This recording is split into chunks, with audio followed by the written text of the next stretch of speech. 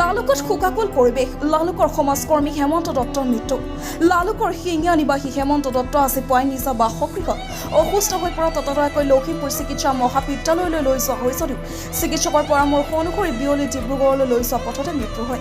লালুক থানা সমিতিৰ সভাপতি লালুক ছানৰাইজ ক্লাবৰ বৰ্তমান উপদেষ্টা তথা লালুক কেন্দ্ৰীয় ৰঙালী বিহু সন্মিলনৰ বহুবাৰ সভাপতি সম্পাদকৰ দায়িত্বত গ্ৰহণ কৰা সক্ৰিয় কংগ্ৰেছ কৰ্মী লালুকৰ প্ৰতিটো সামাজিক অনুষ্ঠান প্ৰতিষ্ঠানৰ লগত জড়িত থকা হেমন্ত দত্তৰ বিয়োগত আজি সমগ্ৰ লালুকত শোকৰ ছাঁ পৰিছে।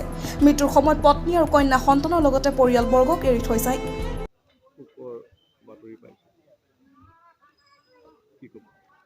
কি ক'ব মানে লালুকৰ এক সমাজ জীৱনৰ উপৰণীয় ক্ষতি। লালুকৰ সমাজ জীৱনৰ প্ৰতিটো সমাজ ক্ষেত্ৰত লাগি থকা এজন আচলতে 50 বছৰ হোৱাই নাছিলে। বৰ লালুকৰ কাৰণে এটা দুখৰ খবৰ, যিটো নেকি বৰ বেদনাদায়ক সহিব নোৱাৰা এটা খবৰ।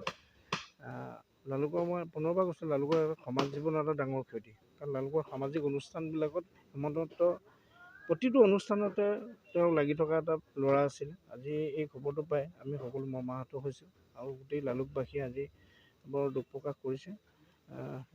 তেওঁ 2 নম্বৰ পুত্ৰ আজি বৈকুণ্ঠপায়ন হৈছে।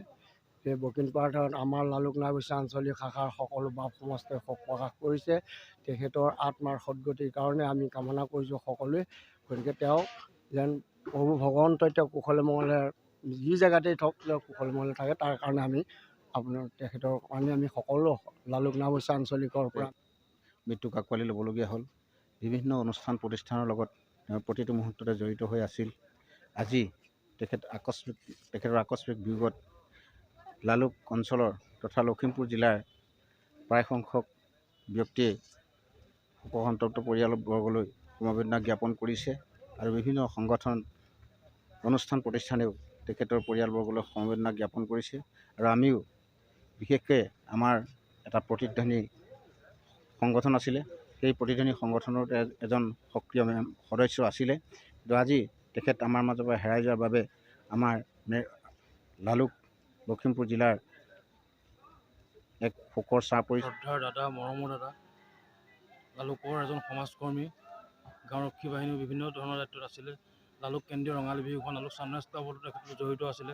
লালুকৰ বিভিন্ন ধৰণৰ সামাজিক অনুষ্ঠানত তেওঁ জড়িত থাকি সকলোকে মৰম বিলাই আজি আমাৰ মাজৰ পৰা তেখেত হেৰাই গ'ল। আমি আজি ক'বলৈ বা বুজাবলৈ ভাষা নাই। আজি ঘৰখনৰ পৰিৱেশ দেখিলে মানুহে চকুলো নোটুকাকৈ পাৰ হৈ যাব নোৱাৰে। আমি এটাই কামনা ভগৱানৰ ওচৰত কামনা কৰিছোঁ। লখিমপুৰৰ পৰা প্ৰভাত শইকীয়া ৰিপৰ্ট, D7 নিউজ।